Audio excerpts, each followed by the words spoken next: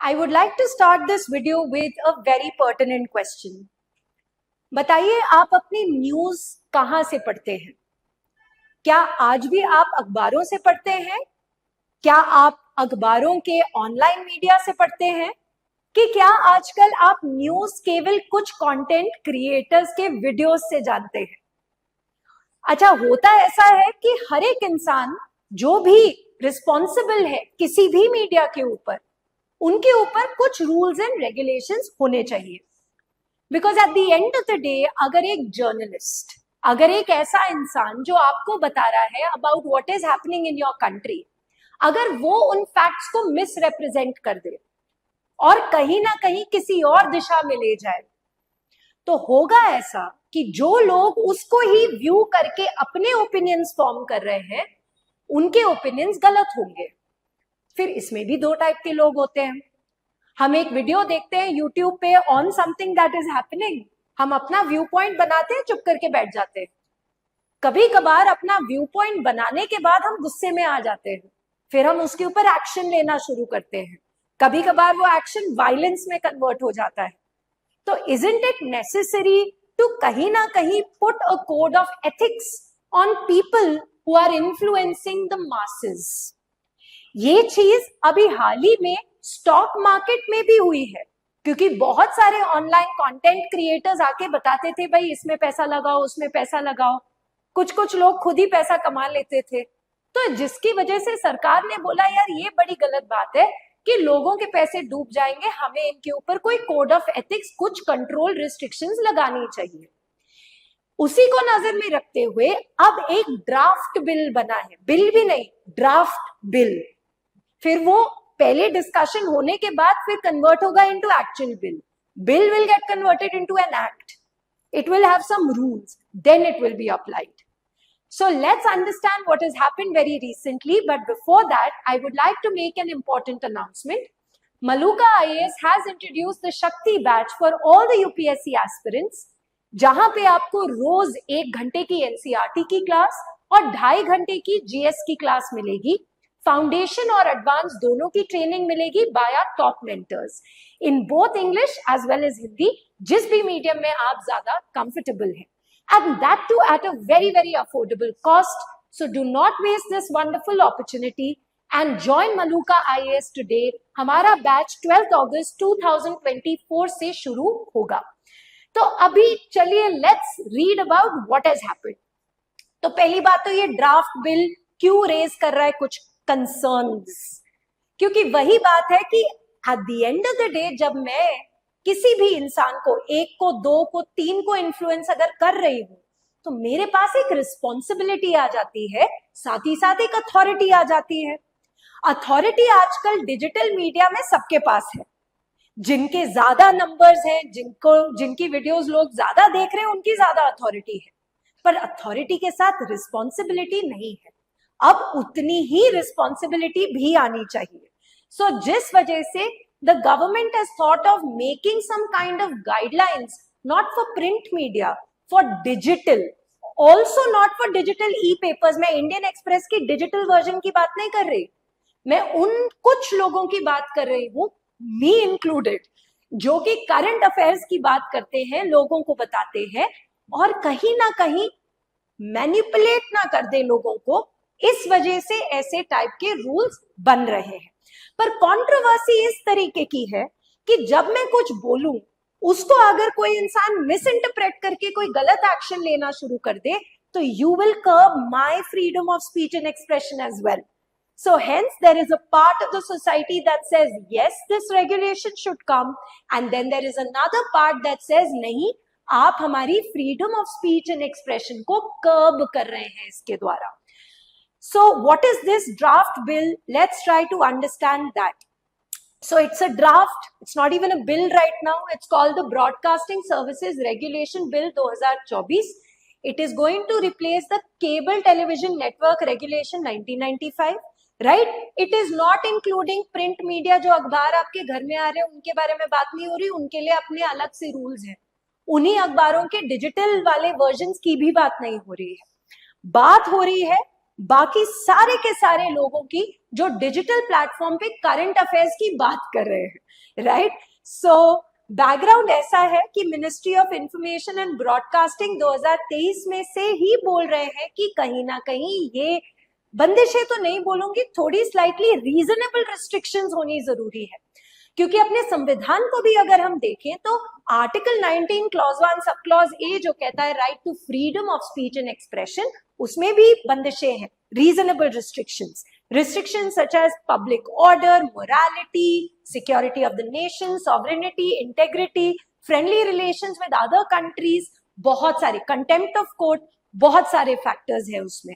So कहीं ना कहीं this is going to talk about digital news and OTT content, right? जहां पे सबके लिए नहीं, लेकिन फॉलो सब करेंगे, लेकिन कहीं ना कहीं पनिश वो होंगे जो जानबूझ के मैनिपुलेट कर रहे हैं लोगों को. ये बहुत बढ़िया बात है.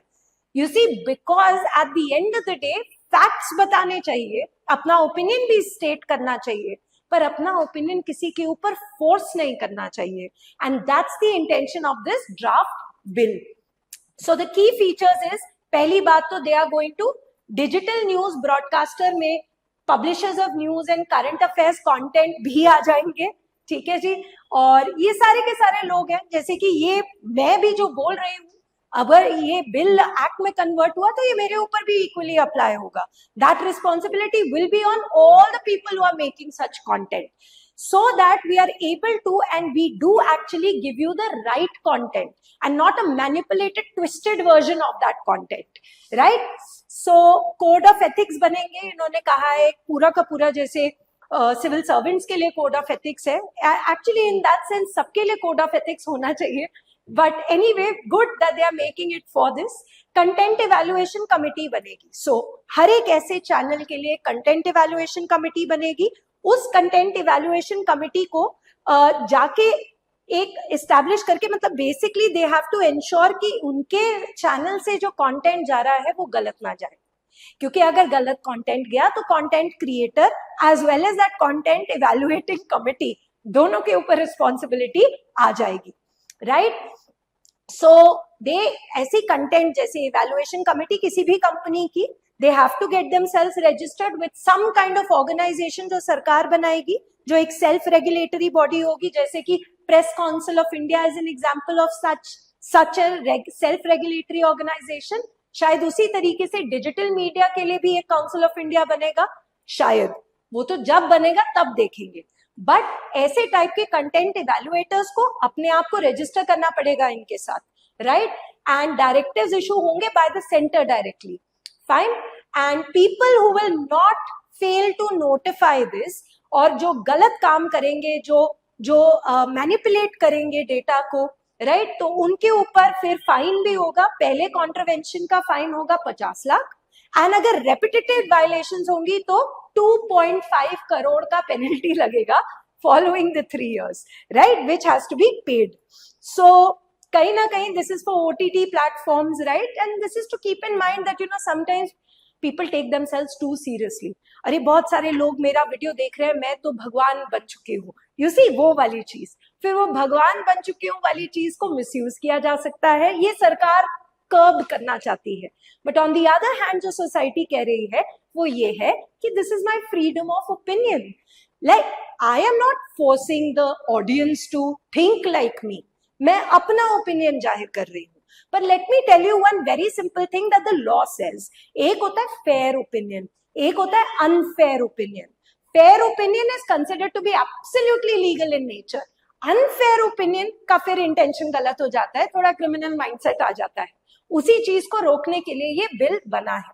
सो डेफिनेशन चेंज हुई है, जैसे कि मैंने कहा, it exclude streaming platform from the definition of internet broadcasting services. New classification is they are publishers of online curated content, right? And current scope is everyone जो news बता रहा है, current affairs के channels जो है, print media and digital versions of the newspapers are not included in this. So sensational news during 2024 Lok Sabha polls. So ऐसा है ना, कुछ इंडिपेंडेंट कंटेंट क्रिएटर्स जब लोकसभा की इलेक्शंस हो रही थी तो काफी ज्यादा सेंसेशनलाइजेशन करने के लिए कुछ वीडियोस बनाते थे. कुछ लीडर्स के बारे में गलत गलत बोलते थे और उसको ही नजर में रखते हुए कहीं ना कहीं ये चीज बनाई गई है, right? So again eight the end of the day ये उत्तरदायित्व व्यूअर के ऊपर भी होता है that you should also have your own opinion. Don't blindly follow anyone. Nobody should you blindly follow. You should listen to everyone and form an opinion on your own. अगर मैं ये थोड़ा सा यूपीएससी राउट में चली जाऊं, यही होती है आपकी सब्जेक्टिविटी और उसी सब्जेक्टिविटी के बेसिस पे होती है आपकी सिलेक्शन, राइट? सो कहीं ना कहीं ये हाईलाइट किया ये इंडिपेंडेंट कंटेंट क्रिएटर्स ने जो scandalous news, because you see जब आपको व्यूज बनाने हैं तो आपको स्कैंडलाइजिंग कमेंट्स ही देने पड़ते हैं क्योंकि लोगों को अच्छे लगते हैं. अब वो वाली चीज एक विशियस साइकिल है. लोग वही देखते हैं जो स्कैंडलस है, तो कंटेंट क्रिएटर वही बनाता है जो स्कैंडलस है क्योंकि उसको भी अपना काम आगे बढ़ाना है. तो कहीं ना कहीं उसी राह पे वो कुछ ऐसी चीजें भी बोल जाते हैं जो कि हमारे रूल ऑफ लॉ के खिलाफ माने जाते हैं, right? So concerns about tech companies, algorithms, वो भी कहीं ना कहीं ट्विस्ट एंड टर्न हुए हैं. Point is this that the government feels कि लोकसभा के पोल्स में कुछ गड़बड़ हुई है because of some people who have said some things which are not to be said. So क्या वो सच है, नहीं है, क्या वो ठीक है कि नहीं है, ये आपकी subjectivity, right? But this is what the government feels. Now concerns regarding this is threat of Inspector Raj. वही लाइसेंस राज सिस्टम, काम करने से पहले लाइसेंस, काम आगे बढ़ाने से पहले लाइसेंस, कितने दाम पे चीज बेचनी उसके ऊपर लाइसेंस. तो उसी तरीके से अभी क्या है कि कोई भी यूट्यूब का चैनल खोल के पीपल कैन टॉक, किसी को देखना है देखो, नहीं देखना है नहीं देखो, वो आपके ऊपर है. पर ये फ्रीडम है लोगों के पास. लेकिन अब शायद ये बहुत सारी टर्म्स एंड कंडीशंस जब आ जाएंगी तो शायद लोग इसमें से भी निकलने की कोशिश करेंगे, राइट? दूसरा है impact of content innovation, right? तो कहीं ना कहीं उस पर भी रिस्ट्रिक्शंस आएंगी. Point is it all boils down to freedom of speech and expression, जिसके बारे में हमने बात 2 मिनट पहले की ही है, राइट? सिलेक्टिव टारगेटिंग होगी कुछ कुछ जर्नलिस्ट की जो ऑनलाइन मीडिया बना रहे हैं, ऐसे भी कंसर्न्स हैं लोगों के, right? And conflict of interest है क्योंकि ये ओपेक बना देगा पूरे के पूरे सिस्टम को. और कहीं ना कहीं मीडिया को बोला जाता है that is the fourth pillar of our democracy, क्योंकि डेमोक्रेसी के अंदर सरकार और लोगों के बीच में जो एक माध्यम है वो है मीडिया. अगर उसी के ऊपर बहुत सारी रिस्ट्रिक्शंस आ जाएंगी तो वो अपनी बात सामने नहीं रख पाएगा. और बायस्ड मीडिया जो होती है उससे अच्छा तो मीडिया ना ही हो, राइट? सो इसीलिए people have an issue with that. Fine. So before we end this topic, I would like to give you a very pertinent question. Read it, write it, get it corrected by your teachers. So the question is that the Draft Broadcasting Services Regulation 2024 introduces several changes to the regulatory framework governing digital and traditional media in India. Critically analyze the key provisions of the bill. सिर्फ और सिर्फ लिखने नहीं है, उनको critically analyse करना है. बाकी आप लिखिए और अपने टीचर के पास लेके जाइए, get their comments, including its impact on digital news broadcasters, OTT platforms, discuss the potential challenges and implications for media freedom, accountability, and the balance between government control and freedom of expression. Now, before I end this particular topic, I'd like to make 2 very important announcements. जितने भी बच्चे 2025 में prelims के लिए बैठ रहे हैं and they're looking for a test series that is absolutely aligned with the UPSC paper pattern, look nowhere else and come and join Maluka IAS today, जहां पे एक बच्चे को 64 टेस्ट मिलेंगे, 34 prelims, 30 mains. टेस्ट के साथ उसकी डिस्कशन भी होगी by our top mentors in both English as well as Hindi at an extremely affordable cost. And finally, the most loved monthly compilation of current affairs, the cost of which has been brought down considerably, keeping in mind that education should be affordable for everyone. ये भी आपको both English as well as Hindi में मिलेंगे.